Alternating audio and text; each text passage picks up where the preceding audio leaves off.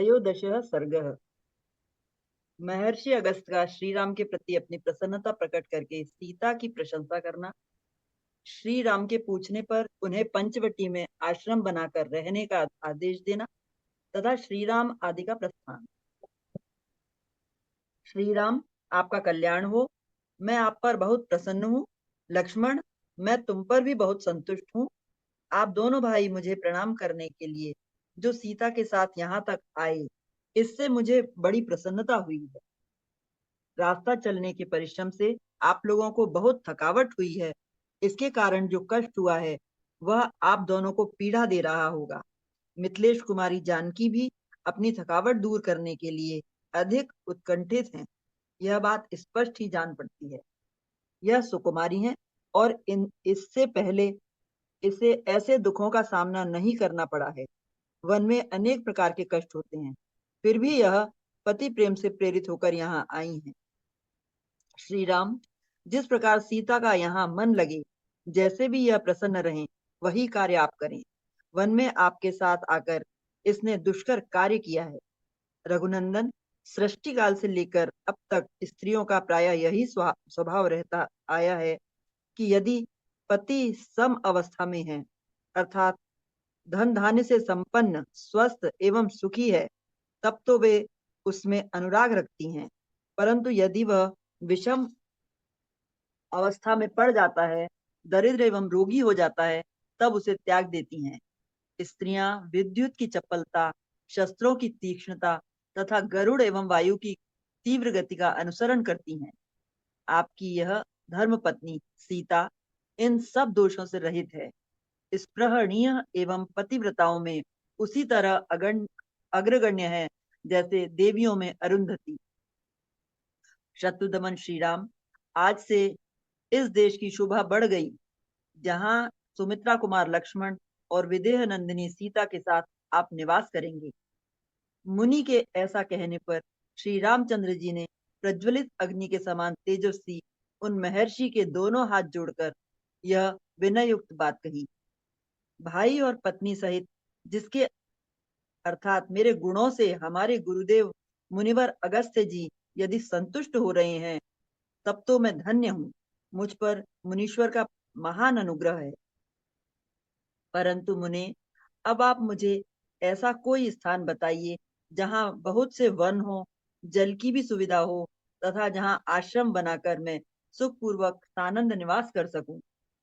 श्री राम का यह कथन सुनकर मुनि श्रेष्ठ धर्मात्मा अगस्त ने 2 घड़ी तक कुछ सोच विचार किया। तदनंतर वह शुभ वचन बोले। तात, यहाँ से 2 योजन की दूरी पर पंचवटी नाम से विख्यात एक बहुत ही सुंदर स्थान है, जहाँ बहुत से मृग रहते हैं तथा फल फूल और जल की अधिक सुविधा है।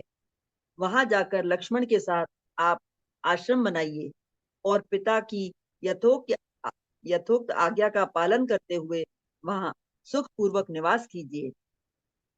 अनग, आपका और राजा दशरथ का यह सारा वृत्तांत मुझे अपनी तपस्या के प्रभाव से तथा आपके प्रति स्नेह होने के कारण अच्छी तरह विदित है।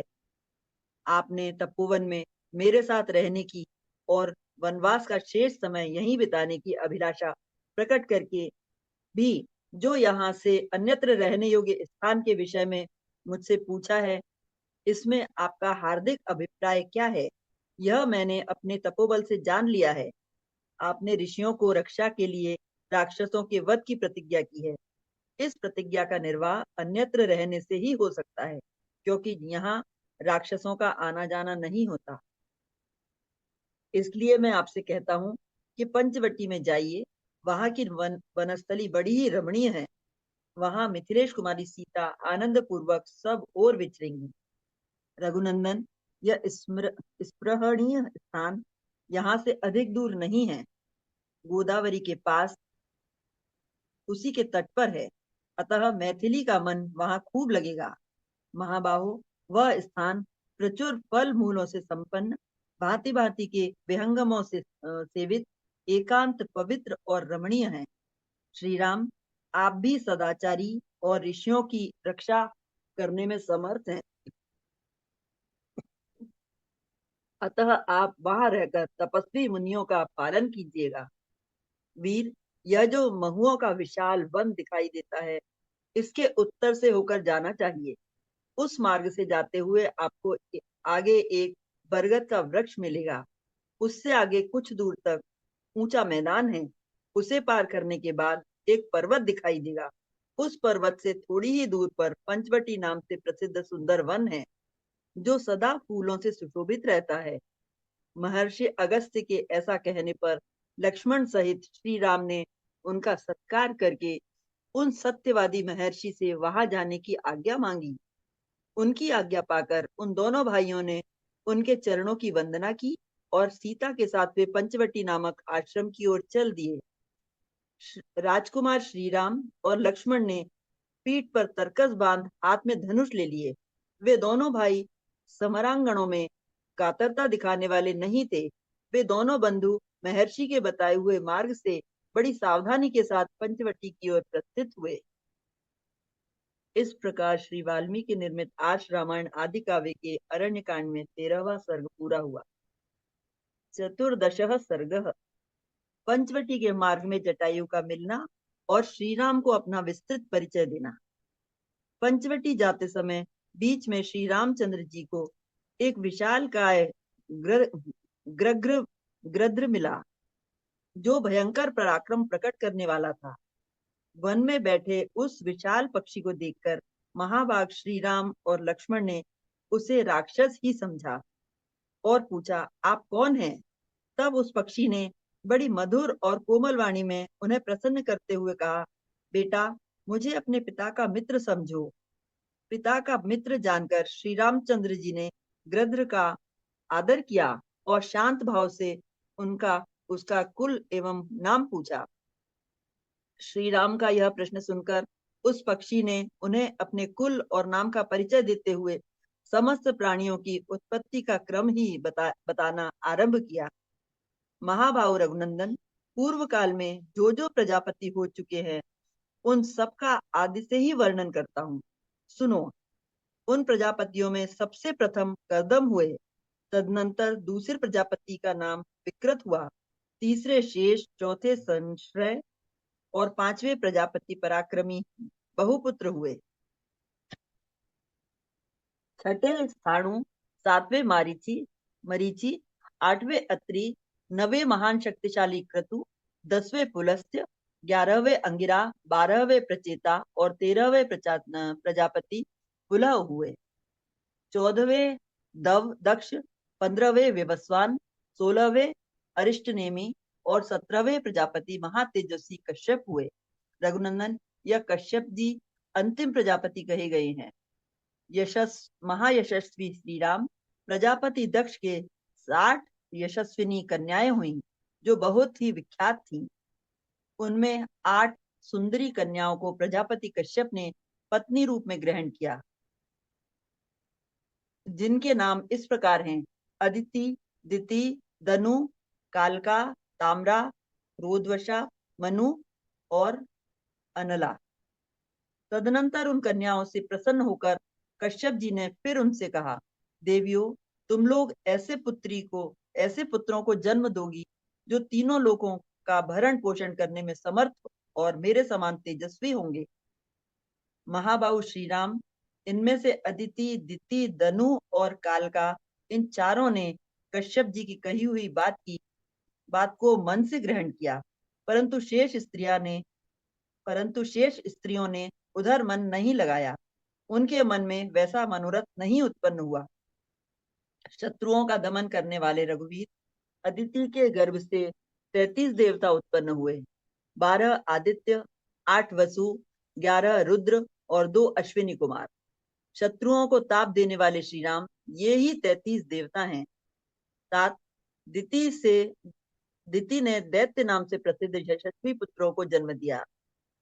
पूर्व काल में वन और समुद्रों सहित सारी पृथ्वी उन्हीं के अधिकार में थी। शत्रुदमन धनु से अश्वग्रीव नाम का पुत्र को उत्पन्न किया और कालका ने नरक एवं कालक नाम के 2 पुत्रों को जन्म दिया। ताम्रा ने क्रौंची, भासी, शेनी, धृतराष्ट्री तथा शुकी इन 5 विश्व विख्यात कन्याओं को उत्पन्न किया। इसमें से क्रौंची ने उल्लुओं को, भासी ने भास नामक पक्षियों को, शेनी ने परम तेजस्वी शेनों बाजों और गीधों को तथा धृतराष्ट्र ने सब प्रकार के हंसों और कल हंसों को जन्म दिया। श्री राम, आपका कल्याण हो। उसी भामिनी धृतराष्ट्री ने चक्रवाक नामक पक्षियों को भी उत्पन्न किया।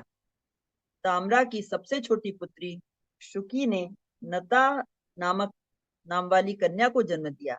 नता से विनता नाम वाली पुत्री उत्पन्न हुई। श्री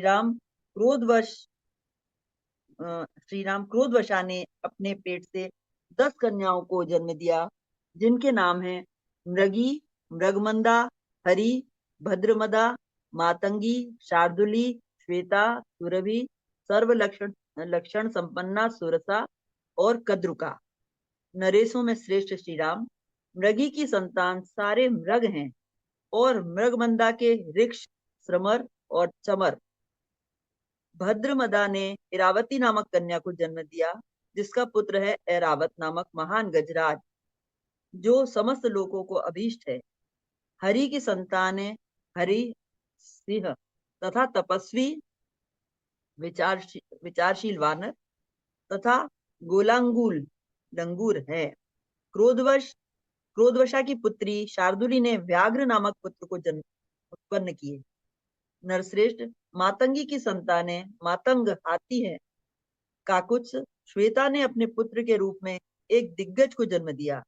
श्री राम, आपका भला हो। क्रोधावशा की पुत्री सुरभि देवी ने 2 कन्याएं उत्पन्न की, रोहिणी और यशस्विनी गंधर्वी।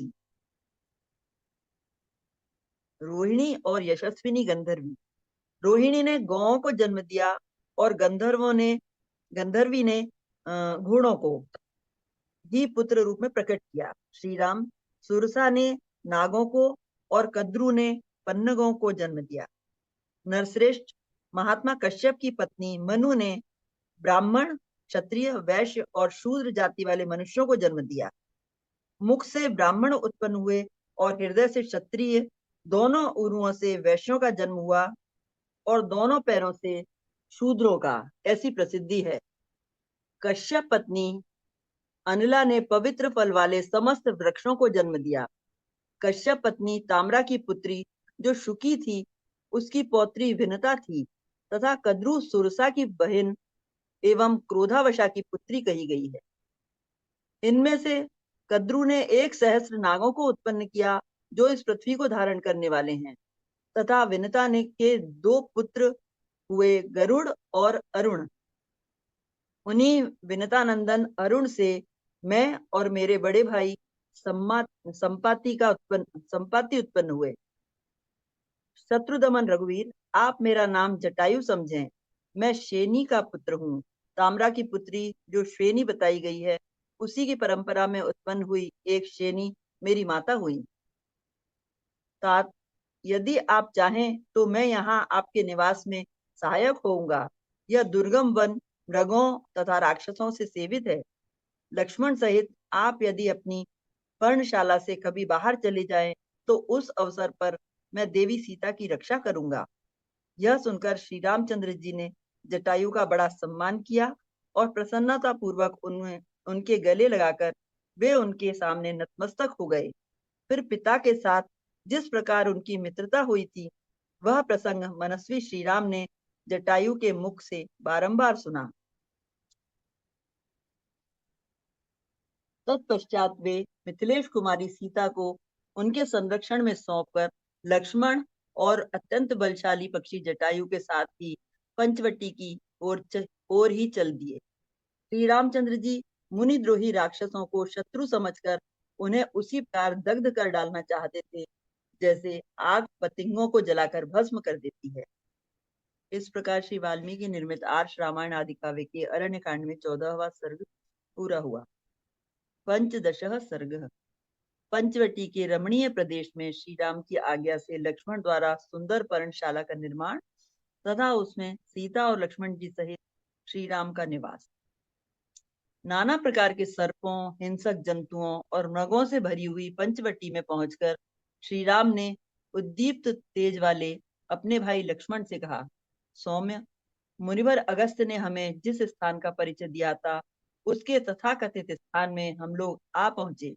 यही पंचवटी का यही पंचवटी का प्रदेश है।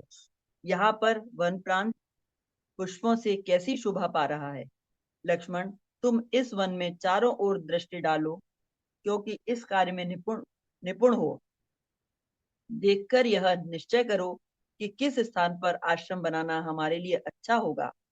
लक्ष्मण, तुम किसी ऐसे स्थान को ढूंढ निकालो जहां से जलाशय निकट हो, जहां विदेह कुमारी सीता का मन लगे, जहां तुम और हम भी प्रसन्नता पूर्वक रह सकें, जहां वन और जल दोनों का रमणीय दृश्य हो, तथा जिस स्थान के आसपास ही समिधा, फूल, कुश और जल मिलने की सुविधा हो। श्री राम के ऐसा कहने पर लक्ष्मण दोनों हाथ जोड़कर सीता के सामने ही उन कुकुत्स कुलभूषण श्री राम से इस प्रकार बोले, काकुत्स, आपके रहते हुए मैं सदा पराधीन ही हूँ।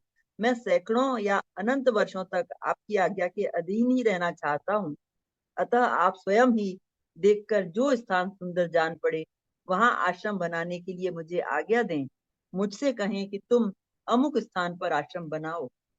लक्ष्मण के इस वचन से अत्यंत तेजस्वी भगवान श्री राम को बड़ी प्रसन्नता हुई और उन्होंने स्वयं ही सोच विचार कर एक ऐसा स्थान पसंद किया जो सब प्रकार के उत्तम गुणों से संपन्न और आश्रम बनाने के लिए योग्य था।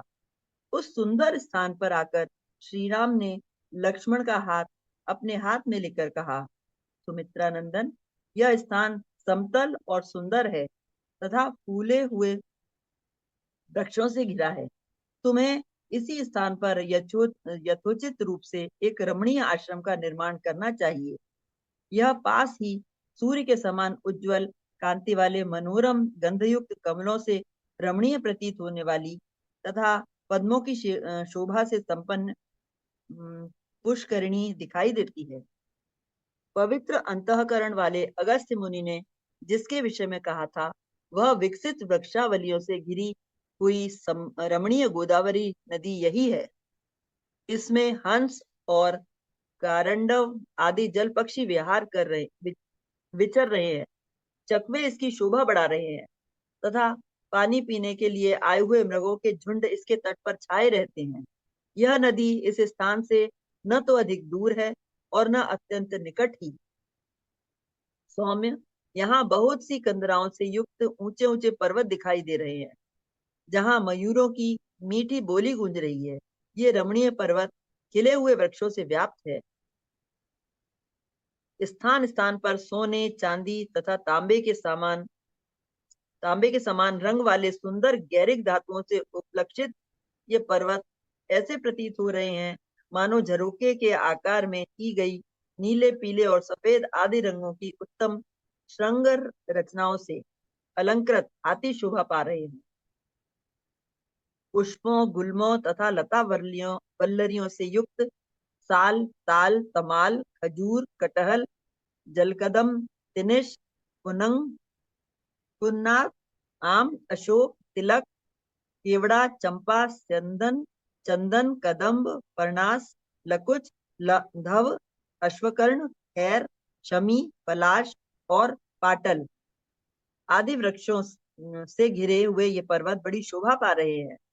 सुमित्रा नंदन, यह बहुत ही पवित्र और बड़ा रमणीय स्थान है। यहाँ बहुत से पशु पक्षी निवास करते हैं। हम लोग भी यहीं इन पक्षीराज जटायु के साथ रहेंगे।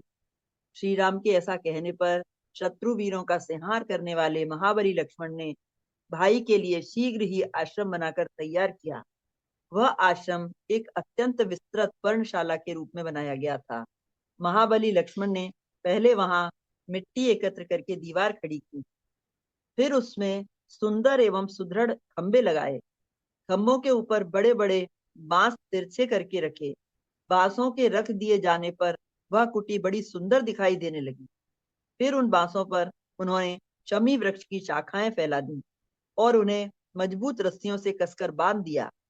इसके बाद ऊपर से कुश, कास, सरकंडे और पत्ते बिछाकर उस पर्णशाला को भली भांति छा दिया तथा नीचे की भूमि को बराबर करके उस कुटी को बड़ा रमणीय बना दिया। इस प्रकार लक्ष्मण ने श्री रामचंद्र जी के लिए परम उत्तम निवास गृह बना दिया, जो देखने ही योग्य था। उसे तैयार करके श्रीमान लक्ष्मण ने गोदावरी नदी के तट पर जाकर तत्काल उसमें स्नान किया और कमल के फूल तथा फल लेकर वे फिर वहीं लौट आए। तदनंतर शास्त्रीय विधि के अनुसार देवताओं के लिए फूलों की बलि उपहार सामग्री अर्पित की तथा वास्तु शांति करके उन्होंने अपना बनाया हुआ आश्रम श्री रामचंद्र जी को दिखाया। भगवान श्री राम सीता के साथ उस नए बने हुए सुंदर आश्रम को देखकर बहुत प्रसन्न हुए और कुछ काल तक उसके भीतर खड़े रहे। तत्पश्चात अत्यंत हर्ष में भरकर उन्होंने दोनों भुजाओं से लक्ष्मण को कसकर हृदय से लगा लिया और बड़े स्नेह के साथ यह बात कही, सामर्थ्यशाली लक्ष्मण, मैं तुम पर बहुत प्रसन्न हूँ। तुमने यह महान कार्य किया है, उसके लिए और कोई समुचित पुरस्कार न होने से मैं तुम्हें गाढ़ आलिंगन प्रदान किया है। लक्ष्मण, तुम मेरे मनोभाव को तत्काल समझ लेने वाले कृतज्ञ और धर्मज्ञ हो। तुम जैसे पुत्र के कारण मेरे धर्मात्मा पिता अभी मरे नहीं हैं, तुम्हारे रूप में वे अब भी जीवित ही हैं। लक्ष्मण से ऐसा कहकर अपनी शोभा का विस्तार करने वाले सुखी श्री रामचंद्र जी प्रचुर फलों से संपन्न उस पंचवटी प्रदेश में सबके साथ सुखपूर्वक रहने लगे। सीता और लक्ष्मण से सेवित हो धर्मात्मा श्री राम कुछ काल तक वहां उसी प्रकार रहे जैसे स्वर्गलोक में देवता निवास करते हैं। इस प्रकार श्री वाल्मीकि निर्मित आश रामायण आदि काव्य के अरण्य कांड में 15वां सर्ग पूरा हुआ। षोडश